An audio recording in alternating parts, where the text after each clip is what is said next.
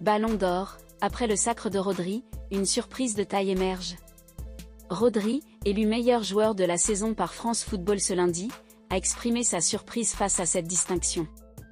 Le milieu défensif espagnol de Manchester City a reçu le Ballon d'or 2024 lors d'une cérémonie au Théâtre du Châtelet à Paris, succédant ainsi à Lionel Messi.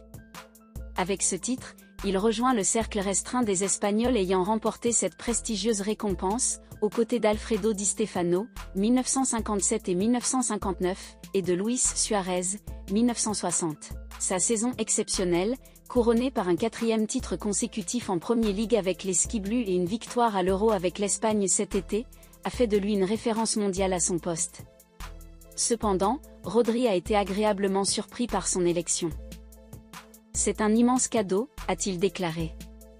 En effet, à l'exception de Vincent Garcia, rédacteur en chef de France Football, personne ne connaissait les lauréats avant l'annonce, une décision prise cette année pour renforcer le suspense et l'émotion de la cérémonie.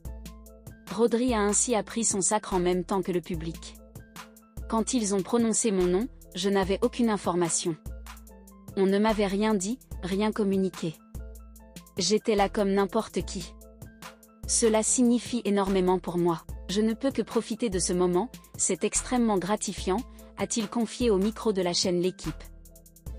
L'image du Real Madrid est clairement touchée, explique le média dans un autre article, en rapport avec le boycott de la cérémonie de la part du club de la capitale espagnole.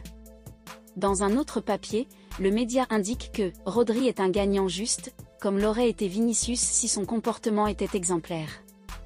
Et il n'en reste pas là, puisqu'on peut aussi lire une comparaison avec Messi.